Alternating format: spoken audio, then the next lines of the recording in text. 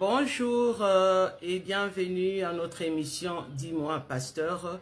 Je suis le pasteur Maybiz Kabouya du ministère Cry and Hope New Life Ministry ici à Hamilton au Canada. La fois passée, on avait commencé avec un thème sur la famille. On avait parlé, on avait juste fait une petite introduction pour parler de la famille. On a fait un constat amer pour voir comment aujourd'hui, surtout les familles chrétiennes, nous avons tant de problèmes, les familles sont brisées, les familles sont perdues. Quelle est notre vision pour la famille de demain que nous voulons voir reconstruire, que nous voulons voir restaurer? Nous avons fait un constat amer. Les familles sont brisées, comme je viens de le dire. Les familles, surtout les familles chrétiennes, les familles sont perdues. Il y a tant de problèmes, il y a tant de calamités qui se passent dans ces familles-là. Et pourtant, Dieu accorde beaucoup d'importance à la famille. Pourquoi est-ce que Dieu accorde beaucoup d'importance à la famille? Tout simplement parce que la famille est le sanctuaire, est la structure de base, les sanctuaires dans lesquels Dieu descend, Dieu vient pour visiter son peuple, pour se manifester. Nos premiers parents, Adam et Ève, vivaient dans les sanctuaires naturels où Dieu venait les visiter. Dieu n'avait pas construit des sanctuaires pour eux. Dieu n'avait pas construit des maisons, pas de temple pour eux. Mais ils étaient dans la nature et Dieu venait les visiter là. Et ils vivaient en harmonie, ils vivaient en communion avec Dieu. Et aujourd'hui, bien-aimés, Satan et ses acolytes font beaucoup d'efforts ils fournissent beaucoup d'efforts pour détruire les familles, pour briser les familles et pour détruire les fondements de ces familles-là. Aujourd'hui, les familles sont instables. Les familles à l'intérieur sont brisées. Il y a tant de calamités, tant de problèmes qui se passent dans ces familles-là. Même si à l'extérieur, on nous montre un autre tableau, mais les familles à l'intérieur sont brisées. Les divorces augmentent en nombre, bien-aimés. Les familles pourtant, les familles chrétiennes pourtant, devaient avoir la base, la parole de Dieu. Et la famille est définie comme la structure principale pour soutenir le membre d'une famille, pour soutenir ceux qui sont faibles, pour surmonter les obstacles, pour surmonter les tempêtes, pour aider ceux qui sont perdus. Mais malheureusement, ce n'est pas ce que nous voyons aujourd'hui dans nos familles. Nous avons épinglé deux éléments essentiels qui révèlent le caractère de Dieu. Et ces deux éléments essentiels, c'est le mariage et la parentalité. La parentalité, bien-aimée, la Bible nous dit que l'homme quittera, s'attachera à sa femme et ils feront une chair. Lorsque l'homme quitte et s'attache à sa femme, ils ont déjà fait une famille. Et les enfants qui vont venir, la conséquence de leur amour, c'est les enfants qui viendront aussi s'ajouter à cette famille-là. Et l'amour, comme on dit, le caractère de Dieu, c'est l'amour, c'est la compassion. Lorsque les enfants vont venir dans cette famille-là, ils vont trouver des parents qui s'aiment, des parents qui apprennent à se pardonner, des parents qui ont la compassion. Et c'est comme ça que les enfants vont apprendre aussi à partir de parents. Et amener ça aussi aux autres à l'extérieur. Amener l'amour, la paix, la joie. La famille est l'instrument efficace pour amener les autres à Christ, pour montrer aux autres qui est Christ et pour vivre selon la voie du Seigneur et pour apporter les autres au salut. Mais aujourd'hui, hélas, l'éducation des enfants est brisée. Les enfants ne respectent plus les adultes. Les enfants ne respectent plus les parents. Les enfants ne respectent plus les lois du gouvernement. D'où le phénomène de Kuluna. Le fondement des familles est brisé. Le fondement des familles est ébranlé. Le fondement des familles est renversé par tant de problèmes, par tant de calamités. Et pourtant, le fondement d'une famille doit être basé sur la parole de Dieu. Et l'éducation des enfants dans une famille va premièrement aux parents. C'est les parents qui sont les premiers éducateurs des enfants. Et ensuite, cette éducation est complétée par l'Église, par la parole de Dieu. Les familles chrétiennes aujourd'hui n'amènent pas les enfants à l'Église.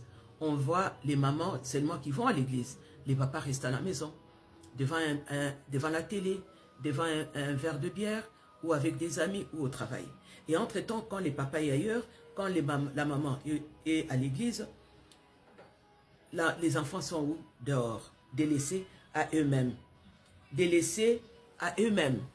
Et les enfants maintenant n'obéissent plus aux parents, les enfants maintenant obéissent à l'extérieur. Ils ont maintenant une influence extérieure. Pourquoi? Parce que le papa n'est pas là, la maman n'est pas là. Et les enfants restent là seuls. Ils ont maintenant l'éducation de la rue, l'éducation maintenant de l'extérieur. Ils sont influencés par l'extérieur. Les divorces, chers bien-aimés, les divorces est la cause de beaucoup de maux dans nos familles. Un père qui divorce, qui amène une autre maman, cette maman-là, et même les mamans qui connaissent Dieu, des fois c'est difficile, elles agissent pareil. Elle ne va pas aimer les enfants qu'elle va trouver là, elle va les maltraiter, ou si elle trouve des grandes filles, ces grandes filles-là deviennent comme ses mbanda, elle ne va pas les supporter, surtout si le papa aime beaucoup ses enfants, elle ne va pas les supporter, elle va tout faire pour que ces enfants-là partent de la maison, et ces enfants-là vont se retrouver dans la rue, elles vont devenir des koulounas. Et le papa qui va venir, qui va aussi trouver, qui va épouser une femme, qui trouve aussi des filles à la maison, le papa va tout faire pour coucher, si ce n'est pas quelqu'un qui craint le Seigneur, pour coucher avec les filles. Et les filles qui vont refuser de soumettre aux caprices de papa, les filles vont se retrouver à l'extérieur, dans la rue. Les enfants vont se retrouver dans la rue. Bien-aimés, la façon de vivre des parents, la vie quotidienne des parents, les comportements des parents est très très capital. Nous les parents, nous devons revoir notre façon de vivre. Aujourd'hui, il y a beaucoup de maux, il y a beaucoup de problèmes qui ont amené cette histoire-là des koulouna, qui ont amené le manque d'éducation, le manque de respect chez les enfants. Vous allez voir que les gouvernements ne payent pas, les parents sont impayés et les parents enlèvent, donc les gouvernements ne payent pas et les parents perdent leur autorité, leur puissance sur les enfants. Les enfants vont aller chercher ailleurs, les parents n'ont plus rien à dire parce que c'est l'enfant qui amène le pain, c'est l'enfant qui amène les pondous, c'est l'enfant qui amène ceci, et la maman ou le papa n'a rien à dire. Vous voyez comment l'éducation est bafouée. Et à la mort d'un parent, on chasse la maman, on chasse les enfants se retrouvent dehors, ce sont des enfants sorciers, ils ont nulle part où aller. Bien-aimés, nous devons revoir toutes ces choses-là. La responsabilité de l'Église aussi. Les pasteurs ont aussi une grande responsabilité. Les messages, les faux messages de pasteurs, de prophètes. Vous allez trouver une famille qui est déjà là, 20 ans, 30 ans. Vous allez dire non, ça ce n'est pas ton mari. Dieu m'a dit que ce n'est pas ton mari. Dieu m'a dit que ce n'est pas ta femme. Quelqu'un qui a déjà fait 20 ou 10 enfants, qui ont déjà fait 20 ans de mariage. Et vous allez amener des messages pour les séparer. Mais pourquoi la Bible dit que Dieu est le réparateur de brèches? Si ces mariages-là n'étaient pas pour cet homme-là et cette femme-là, Dieu pouvait les séparer depuis longtemps. Mais Dieu est le réparateur de brèches. S'il y a quelque chose qui ne va pas, Dieu va le réparer. Dieu va changer des choses. Et la responsabilité incombe aussi aux serviteurs de Dieu qui viennent avec des messages qui ne sont pas corrects, des messages qui détruisent les familles. Et la plupart des familles sont détruites comme ça. Les enfants sorciers qui viennent, oh cet enfant est sorcier, il faut les chasser de la maison, alors que l'enfant n'est même pas sorcier. Les filles se retrouvent là, la fille qui a déjà 14 ans, 15 ans, 16 ans, n'a pas d'argent, les parents n'ont pas la possibilité de lui acheter même des bandes hygiéniques pour que cet enfant utilise des bandes hygiéniques. Et avec ces règles, qu'est-ce que l'enfant va faire? L'enfant va aller chercher quelqu'un avec qui coucher pour avoir les bandes hygiéniques. Les garçons aussi, l'estime de soi. Quand il va voir ses amis en train de bien s'habiller avec un téléphone, avec un quoi, il n'arrive pas à la voir. C'est vrai que vous allez me dire que non. Il y a des gens qui vont me dire, oh mais nous on n'avait pas vécu comme ça. Nous on a tout fait, on a réussi dans la vie. Mais les époques sont différentes. Les époques où nous on a grandi, c'est des époques qui sont différentes avec les époques actuelles. Aujourd'hui les parents ne sont pas payés, les gouvernements ne font rien, les parents ne sont pas payés. Et il y a des parents qui sont démissionnaires. Et ces enfants-là se retrouvent dans la rue. Ces enfants-là se retrouvent dans la rue, ces enfants-là n'ont pas d'amour. Il y a des enfants qui n'ont jamais entendu les mots amour, les mots aimer. Il y a des parents qui ne font qu'insulter. Les enfants n'entendent que des insultes durant toute la journée. Ils n'ont jamais connu les mots amour, les mots pardon. Comment tu vas demander à un enfant s'il fait quelque chose de te demander pardon si l'enfant n'a jamais entendu les mots pardon venant de ses parents? Il a vécu seulement dans un milieu où il y a des insultes, comme il y a des... L'autre fois, je suivais une maman qui disait à son fils, « Je maudis les jours où toi tu es venu au monde. Je pouvais même fermer mes jambes pour que tu ne sortes pas. Il était voyou. Mais quand tu dis comme ça, tu fais des déclarations comme ça, l'enfant deviendra ce que toi tu déclares. Parce que toi, tu es le Dieu de cet enfant-là. L'enfant va devenir ce que toi tu déclares. Chers parents, revoyons notre façon de vivre, surtout nous, les parents africains. On n'a pas l'écoute, on n'écoute pas nos enfants. On crie sur nos enfants, on n'a pas de respect pour nos enfants. Même si l'enfant a déjà 20 ans, 30 ans, 40 ans, hein, on va lui parler comme si on parlait à un bébé.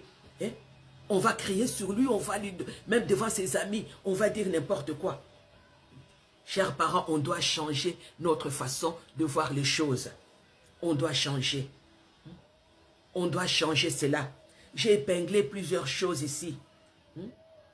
Les parents ont une grande responsabilité. Les gouvernements aussi ont une grande responsabilité. Dans les pays où nous sommes, il y a moins de jeunes qui sont dans la rue. Pourquoi? Parce qu'il y a des centres de formation, il y a de travail pour les jeunes. Ces jeunes-là ne manquent pas de travail. On les a responsabilisés. Même si c'est des jeunes qui sont moins intelligents, on les encadre, on prend contrôle de ces enfants-là. Créer des emplois pour les jeunes, créer des centres de formation pour les jeunes. Et vous n'aurez pas ces choses-là. Dans nos pays africains, il y en a plein. Ces choses-là, il y en a, c'est pourquoi les jeunes se retrouvent dehors. Et aujourd'hui, c'est vrai que les colons font mal. Mais il y a la responsabilité des parents, il y a la responsabilité du gouvernement. Hein? Créer des centres de formation, créer du travail pour les enfants. Hein? Il y a ce qu'on appelle l'estime de soi. L'estime de soi, l'intérieur de l'enfant est tout le temps bafoué, est tout le temps diminué. Cet enfant-là va se sentir comment? Il n'y a pas de respect, il n'y a rien. Pas d'écoute, absolument rien. Chers parents, nous devons revoir notre façon de faire les choses. On doit revoir cela. Nous apportons deux langages à nos enfants. Les enfants sont devenus de bilingues, surtout les familles chrétiennes. Quand nous sommes dehors, nous sommes des bons chrétiens, nous les parents. Mais quand nous sommes à l'intérieur, nous vivons une autre vie. C'est une autre vie que nous vivons.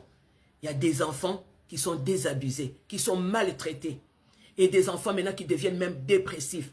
On ne vous a jamais parlé de la santé mentale. L'enfant ne peut rien faire, ne peut rien dire, parce que l'enfant est en train de mourir avec son problème à l'intérieur de lui. Pourquoi? Parce qu'il n'y a personne pour l'écouter. L'église ne peut pas écouter, les parents ne peuvent pas écouter, les gouvernements ne peuvent pas écouter. Les mamans qui travaillent, qui vont vendre, depuis 5 heures du matin et 21 heures. Bana ba okende classe na to, obandi kola bana 21 heures, yakola msabana 23 heures ko balia. Bana wana batikala ki depuis toko papa zala ki te mama kenda. Akenda na ye atika bana bakoma na éducation ya balabala, éducation ya nzela. Bien-aimés, nous devons revoir notre manière de faire les choses, surtout nous les Africains, les parents africains. La Bible nous dit dans les livres des psaumes 133:1 qu'il est doux et agréable aux frères de demeurer ensemble. Hélas, la confusion, l'opposition, la méchanceté, la rancune, les relations sont empoisonnées dans nos familles. Les enfants ne savent plus à quel sens se vouer. Faisons un examen de conscience, nous les parents. Revenons en nous-mêmes. Revenons en nous-mêmes pour nos enfants. Quand nous avons des familles stables, quand nous avons des familles solides, nous aurons aussi une société solide. On va impacter cette société-là. Et la société va devenir solide parce que les gens qui vont composer la société, ce sont les gens qui viennent de familles. Voilà ce que nous avons amené à votre connaissance aujourd'hui. Si vous avez des questions, si vous avez des suggestions, n'hésitez pas à nous écrire à Dis-moi, pasteur. À la prochaine.